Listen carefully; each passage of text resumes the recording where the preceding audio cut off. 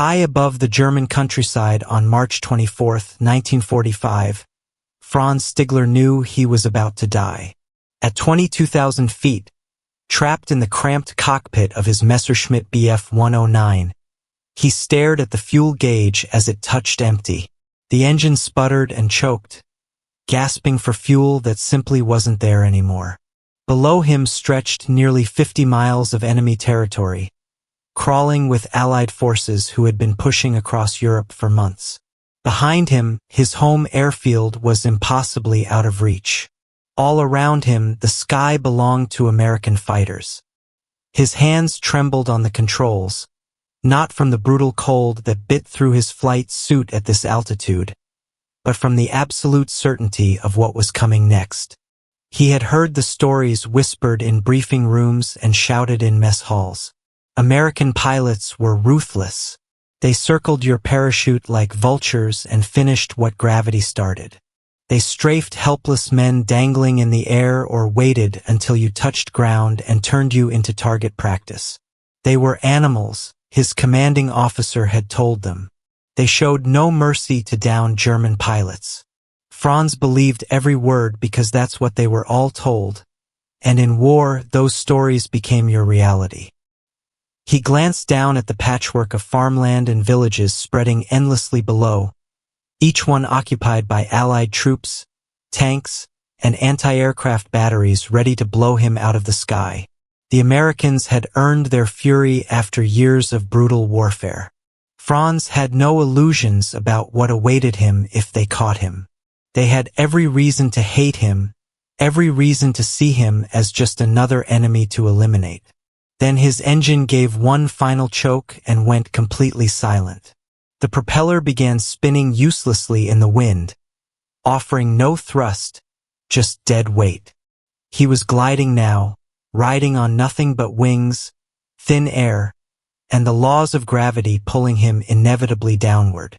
With each passing second, the ground rushed closer. In the distance, through the haze, he spotted what had once been a Luftwaffe airfield, now captured and repurposed by the Americans. He could see rows of aircraft and military vehicles scattered across the tarmac. There might be a runway long enough to land on, but even if he somehow survived the descent, what would happen then? Capture, interrogation, maybe execution. His mind flashed to his mother and younger sister back home in Bavaria, waiting for news that might never come. If he didn't make it, they would receive a cold telegram stating missing in action. No details, no closure, no way of knowing whether he burned alive in a fireball or was shot out of the sky like so many others. Then he saw movement in his rearview mirror. Two silver specks were growing larger by the second, closing the distance fast. P-51 Mustangs, the best fighters in the Allied arsenal, sleek and deadly. Franz's stomach turned to ice. They had spotted him, and now they were coming to finish what his empty fuel tank had started. He didn't reach for his trigger because there was no point anymore. He was completely defenseless, a sitting duck floating through hostile airspace. He braced himself for the burst of gunfire, hoping it would be quick and merciful, but the bullets never came. Instead, one of the Mustangs pulled up directly beside him, impossibly close, barely 50 feet off his wing. Franz turned his head slowly, and through his canopy, he could see the American pilot clearly. He was young, maybe Franz's age, maybe even younger. The pilot looked straight at him through the glass, and Franz expected to see hatred or cold determination, but instead he saw something he couldn't quite understand. There was no finger on the trigger, no aggressive maneuver, just watching. Then the American did something completely unexpected that Franz would remember for the rest of his life. He pointed downward, not with anger or threat, but with what looked like a gesture of direction, almost like he was trying to help. Franz blinked hard, wondering if exhaustion was making him see things. Was this some kind of trick? Was the pilot mocking him before delivering the killing blow? But then the second Mustang pulled up on his other side, boxing him in completely. Both American fighters were flanking him now, escorting him but not firing a single shot. Franz's Bf-109 continued its powerless descent. The altimeter read 18,000 feet and dropping. He had no engine, no thrust, and no options left. The lead Mustang pilot pointed again, this time more firmly and deliberately toward the captured airfield below. Then he made another gesture with his hands, palms facing down, a slow pushing motion. The message was unmistakable. Land. Survive this. Franz couldn't believe what was happening. These Americans, his sworn enemies, the men he had been taught to fear and hate, were actively guiding him down to safety. Nothing in his training had prepared him for this moment. No instructor had ever mentioned the possibility of enemy compassion. The propaganda films and speeches had never included this scenario. At 15,000 feet, the airfield loomed larger through his canopy. It was real, solid, reachable. The runways were clearly visible now, and he could see American ground crews moving around like ants below. He knew exactly what waited for him if he landed there. Prison camps, interrogation rooms, maybe worse. Every film he had watched, every speech he had heard, every warning from his superiors had hammered home the same message that it was better to die in combat than surrender to the Americans. But his engine was completely dead. His fuel was gone. His choices had evaporated along with his altitude. At 10,000 feet, the Mustangs still flanked him protectively. No shots had been fired. No threats had been made. They were simply there, silent escorts watching over an enemy pilot who should have been an easy kill. At 8,000 feet, then 5,000, Franz's gloves were soaked through with nervous sweat despite the freezing temperature. His heart hammered against his ribs so hard he thought it might burst through his flight suit. Still nothing but silent companionship from the American fighters. At 3,000 feet, the lead Mustang suddenly rocked its wings in a clear signal, a final acknowledgement. Then it peeled away smoothly, followed by the second fighter, leaving Franz alone with the runway stretched out below him. Somehow, in a war that had consumed millions of lives, two enemy pilots had just chosen mercy over an easy victory. Franz lowered his landing gear manually since he had no hydraulic pressure left. The landing was going to be rough, possibly catastrophic, but he was still alive, and somewhere in the chaos of war, someone had made the deliberate choice to let him stay that way. The Messerschmitt slammed onto the American runway with brutal force, bouncing once violently before settling into a long, grinding, powerless roll. With no engine and no functioning brakes, Franz watched helplessly as his aircraft skidded across the concrete, finally lurching to a stop at the far end of the runway. Thick, surreal silence followed. He sat frozen in his cockpit, heart still racing, gloved hands still gripping the control stick like it was the only solid thing left in the universe. Then he saw them. Jeeps, American military vehicles, racing toward him across the tarmac, kicking up dust and exhaust. This was the moment he had dreaded since his engine died. Capture, humiliation, possibly execution. He briefly considered drawing his service pistol for one final act of defiance, a soldier's death on his own terms. But then he remembered those Mustang pilots, remembered the one who had looked him directly in the eye through the canopy and given him the precious gift of a chance to land safely. Maybe today didn't have to end in blood. He raised his hands slowly and deliberately above his head. The canopy creaked open with a metallic groan. The first American to reach him was a sergeant with a sidearm drawn but not aimed at Franz's head. Out the man barked in English. Then, switching to broken but understandable German, he added Raus langsam. Franz obeyed on trembling legs that barely supported his weight. He stepped down carefully from the cockpit, expecting shouting, shoving, maybe a rifle butt to his spine. But instead, the sergeant reached out and actually steadied him with a firm hand on his arm. "Easy there, buddy," the sergeant said. "You okay? Verletzt?" The question stunned Franz into momentary silence. Was this American soldier genuinely checking if he was injured?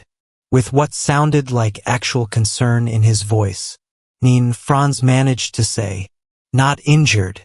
The sergeant nodded with what looked like relief. "Good," he said simply. "Come on." Franz was led to a waiting jeep, not dragged roughly or shoved at gunpoint, just led like a person. One soldier sat beside him while another sat across. Nobody pointed a weapon at his head. Nobody struck him or shouted threats. The vehicle smelled of cigarettes and strong army coffee, ordinary smells that seemed absurdly normal.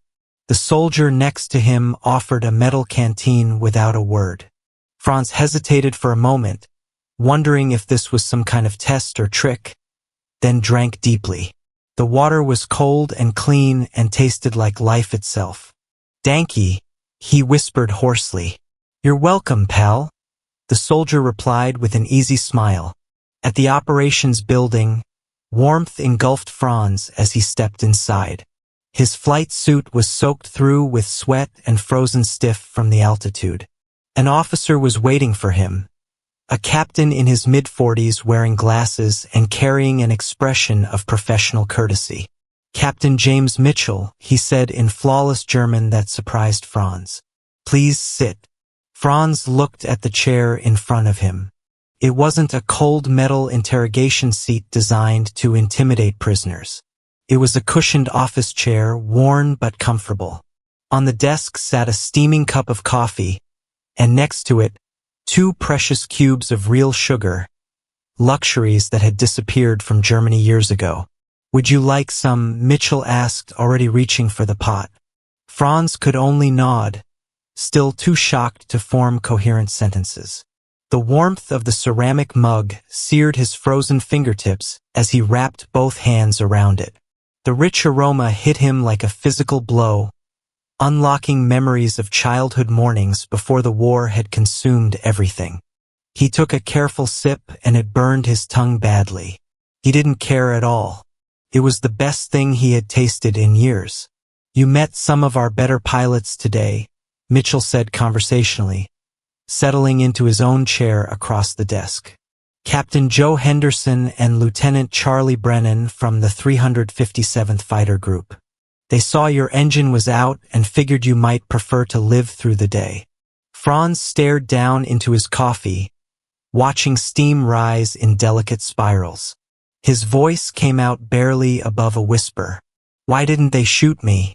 Mitchell looked, genuinely confused by the question, as if Franz had asked why the sun rises in the east. "Because you were defenseless," he said matter-of-factly. "What kind of men do you think we are?" Franz had absolutely no answer to that question. Everything he had been told about the supposed barbarity of American soldiers, their cruelty to prisoners, the horror and torture of capture, all of it was being systematically unraveled with every sip of coffee, every gentle word, every small act of basic human decency. After the brief interview that felt more like a conversation than an interrogation, Franz was brought to the prisoner of war quarters. It wasn't a cage or a freezing cell with bars and concrete floors. It was a converted barracks building with actual bunks, wool blankets, and a working stove radiating blessed heat. Inside were 12 other German airmen, all recently captured, all wearing the same expression of stunned disbelief that Franz felt carved into his own face. A medic arrived shortly after, an American medical corpsman who moved with quiet professionalism. Through an interpreter, he examined Franz's hands carefully. "Frostbite," the interpreter explained. "We'll get that treated properly." Franz insisted he was fine and didn't need special attention. The medic treated him anyway with practiced efficiency. Clean bandages, soothing cream, an extra wool blanket draped over his shoulders. Then came food, an American K-ration with canned meat, crackers, a bar of chocolate, and even cigarettes. The chocolate made tears spring to Franz's eyes without warning. It tasted like peace, like a world that still remembered sweetness existed. That night, lying on a real mattress under warm blankets, Franz couldn't sleep despite his exhaustion. His mind circled the same impossible questions over and over like a damaged aircraft stuck in a spiral. Why had they shown him mercy? Why the unexpected kindness? Why were his supposed enemies offering him more genuine care and dignity than his own command structure had provided in years? This wasn't weakness on their part. These were the victors, the overwhelmingly strong. They had chosen deliberate restraint when they absolutely didn't have to, when killing him would have been easier and tactically justified. It shook Franz to his very core, challenging everything he thought he knew about this war and the men fighting it. The days that followed were unlike anything Franz Stigler had imagined possible during his time in captivity. At the temporary prisoner camp, he and the others were treated not as hated enemies who deserved punishment, but simply as men who had lost a war. The barracks were basic and utilitarian, but they were warm and dry. Meals arrived regularly, plain but adequate and safe. Medical care continued without question or discrimination. Even the guards, those young American soldiers with rifles slung casually across their shoulders, behaved more like watchful neighbors than brutal jailers. There were rules and restrictions certainly, but they were enforced with professionalism and consistency, not cruelty or arbitrary violence. Felt completely surreal. One guard in particular, a lanky teenager from Nebraska named Tommy, struck up an unlikely conversation with Franz one afternoon. In a clumsy mix of broken English and fractured German, they exchanged slang terms and curse words, laughing genuinely over mispronunciations and cultural misunderstandings. For the first time in years, Franz found himself laughing freely without fear, without the weight of war pressing down on every moment. One quiet evening, swing music drifted unexpectedly through the camp from someone's radio. Glenn Miller's unmistakable sound filled the air. Franz found himself unconsciously tapping his foot to the rhythm, the familiar beat unlocking memories he had buried deep during the war years. A passing guard noticed him moving to the music. "You like swing?" he asked with genuine surprise in his voice. Franz nodded honestly. "Before the war, I loved it very much." The next day, that same guard brought a portable record player and a small stack of old 78 RPM records. Benny Goodman, Duke Ellington, Artie Shaw, the masters of American swing. He set everything up carefully in the common room and simply let the German prisoners listen without restrictions. That night, former sworn enemies sat side by side on wooden benches, heads bobbing together in unconscious unison to the same infectious rhythms. For a few precious hours, the massive war raging outside felt distant and almost irrelevant, temporarily overwritten by the universal language of brass instruments and syncopated beats, by the powerful reminder that music fundamentally didn't care what flag you flew or what uniform you wore. The humane treatment extended far beyond simple comfort measures. One of the other German pilots, a man named Werner, had taken a bullet to his leg during his capture. Franz watched with amazement as American medics treated Werner with the same level of care they would give their own wounded. Surgery performed under anesthesia, clean bandages changed regularly, precious antibiotics administered to prevent infection. Werner not only survived but eventually walked again with only a slight limp. In a Luftwaffe field hospital with depleted supplies, he almost certainly would have lost the leg, possibly his life. But here, in enemy captivity, his captors acted as though his well-being actually mattered as much as anyone else's. It systematically shook the foundations of every story Franz and the others had been taught to believe. Representatives from the Red Cross visited the camp regularly, bringing carefully packed parcels containing chocolate, soap, writing paper, and sometimes letters from home that had been routed through neutral countries. The Americans not only allowed these visits but actively facilitated them.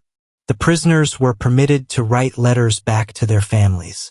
The letters were censored for military information, certainly, but they were allowed and actually sent.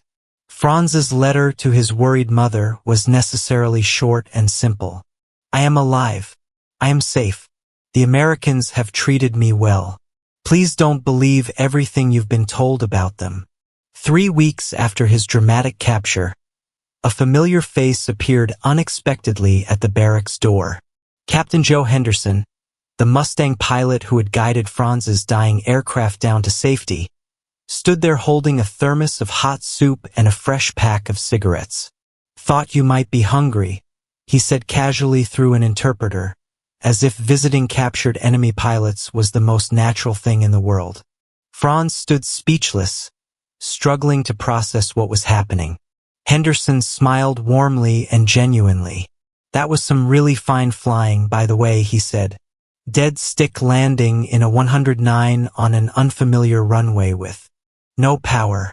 I've honestly seen worse approaches from our own guys with working engines." Franz could barely form a response. Just weeks ago, these two men had been trying to kill each other in the sky. They had been mortal enemies operating complex machines designed specifically for mutual destruction. And now Henderson was casually complimenting his flying skills, sharing warm soup, offering cigarettes, treating him like a respected colleague. Henderson pulled a small photograph from his worn leather wallet. A smiling woman and 2 small children beamed from the creased image. "My wife Betty," he said, pointing. "Donna just turned 5 last month. Joe Jr. is 3 now." Franz nodded slowly, understanding the implicit message. "I have a younger sister and a mother waiting for me," he replied quietly. Henderson nodded back with obvious empathy. "Then they'll be very glad to know you made it down safely," he said simply. Before leaving, Henderson's expression turned more serious and direct. "I know what they told you about us," he said, looking Franz straight in the eye. "That we torture prisoners. That we hate you all. That we're barbarians. But that's not who we are.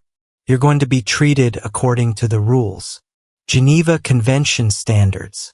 Medical care when you need it. Male privileges. And when this war finally ends, and it will end soon, you'll go home to your family." Franz said nothing because he genuinely didn't know what words could possibly be adequate. But something fundamental inside him was shifting permanently. Not just gratitude or relief, but something deeper. Understanding, recognition, respect for men who embodied principles he had been taught his enemies didn't possess. These American soldiers didn't act humanely because they were weak or soft or naive. They did it because they were strong enough and disciplined enough to deliberately choose dignity and restraint even when easier, crueler options were readily available. Their discipline wasn't just military precision and following orders. It was profoundly moral, rooted in values that transcended the immediate circumstances of war. Later that night, alone with his thoughts, Franz wrote carefully in his diary, "They treat us not as monsters, not as hated enemies, but as men who happen to be on the other side. Today I saw what true honor looks like in a uniform that is not my own. It challenges everything I was taught." Franz Stigler's life didn't end on that American runway in March 1945. Instead, it restarted, given a second chance by men who could have easily denied him one. After 3 weeks in American custody, he was transferred to a longer-term prisoner of war camp where the same humane treatment continued consistently. He was eventually repatriated to Germany in August 1945, stepping off a transport into a country that barely resembled the one he had left. His hometown was a shell of its former self. The family house stood half destroyed, walls crumbling, windows blown out. His father had died on the brutal Eastern Front, another statistic in a war that had consumed millions. But miraculously, his mother and younger sister had survived the chaos. Franz returned to them not as the naive young man who had eagerly joined the Luftwaffe, but as someone permanently and fundamentally altered by what he had witnessed, not primarily in combat, but paradoxically in captivity. In the 1950s, as Germany slowly and painfully rebuilt itself from the ashes, Franz retrained as a commercial pilot. He flew for Lufthansa, the reborn German airline, carrying passengers across the same skies where he had once fought for his life. But no matter how many thousands of miles he logged in those peaceful post-war years, part of Franz remained forever suspended at 22,000 feet, caught in that impossible moment between certain death and an unexpected choice made by enemy pilots who had every tactical and emotional right to kill him but consciously didn't. In the decades that followed, Franz searched almost obsessively for the P-51 Mustang pilot who had spared his life. He wrote countless letters to American veterans organizations. He sent inquiries across oceans, following any lead no matter how slim. Finally, in 1989, more than 4 decades after that fateful March day, a letter reached him at his home in Canada, where Franz had immigrated years earlier and successfully built a new life as a respected businessman. The sender was Captain Joe Henderson. They exchanged phone calls first, voices trembling with emotion across the telephone lines. Then they arranged to meet in person. In an airport terminal in 1989, exactly 44 years after their first encounter in the sky, 2 elderly men embraced with tears streaming down their weathered faces. They had once been sworn enemies trained to destroy each other. Now they were bonded forever by one extraordinary moment of human decency in the middle of a war that had systematically tried to strip men of their humanity. "Thank you," Franz whispered into Henderson's shoulder, his voice breaking. "You gave me my entire life, everything I've had since that day." Henderson, characteristically modest even after all those years, replied simply and with quiet conviction, "It was just the right thing to do." Their unlikely friendship endured and deepened. They regularly exchanged family photos and long letters. They visited each other's homes, sharing meals and memories. They told their remarkable story together to schools, veterans groups, and historians who wanted to preserve it. They never shared it to glorify war or romanticize combat, but rather to remind younger generations what basic humanity looked like when it stubbornly refused to die even in the face of systematic cruelty and dehumanization. Franz's handwritten diary from 1945 is now carefully archived in a German museum. One entry in particular stands out, underlined multiple times. "Today I learned that true strength is not found in domination but in mercy. That genuine honor lives not in flags or anthems but in the choices individual men make when no one is watching and nothing requires them to choose well." Franz repeated that line often in the speeches he gave later in life. It became his personal mantra, his lesson from the war. Franz Stigler wasn't alone in his experience. Thousands upon thousands of German prisoners of war returned home after 1945 with eerily similar stories. Fair treatment beyond what international law required. Medical care that saved lives and limbs. Regular food. Male privileges that kept families connected. Even music and small comforts that acknowledged their humanity. They had seen the stark difference firsthand between the dehumanizing propaganda they had been systematically fed by their own government and the lived reality of American values in practice. Many of them became quiet but influential ambassadors for democracy and Western values in post-war Europe, their testimonies, carrying weight precisely because they came from former enemies who had no reason to lie or exaggerate. America's treatment of its prisoners during World War II was not an accident or the result of individual kindness. It was official doctrine, policy deliberately chosen and enforced from the top down. From General Eisenhower to the lowest-ranking camp guard, the message was crystal clear and non-negotiable. Honor the Geneva Convention strictly, not because enemy nations necessarily do the same, not because it's easy or convenient, but because it reflects who we are as Americans. It wasn't just abstract morality or naive idealism. It was also shrewd long-term strategy. Every fair gesture, every small act of humane treatment, every moment of unexpected kindness planted a seed in the mind of an enemy soldier. Seeds that would eventually grow into trust, then cooperation, then alliances, then partnerships, and finally lasting peace. By early 1946, even before the war's end was fully processed, America was already thinking strategically beyond simple military victory. The Marshall Plan to rebuild Europe. NATO to create collective security. A united democratic West standing firm against Soviet expansion. None of that ambitious post-war architecture would have worked without a foundation of trust. And trust wasn't built in formal diplomatic conferences or treaty negotiations. It was built in the mundane daily interactions in prison camp barracks, in chow lines where guards and prisoners exchanged cigarettes and stories, in military hospital tents where American nurses sat with wounded German soldiers and kept them company through long, painful nights, and in the sky where a Mustang pilot saw a dying enemy aircraft and consciously chose to guide it safely home rather than blow it easily from the sky for one more confirmed kill. These were not isolated acts of random individual kindness.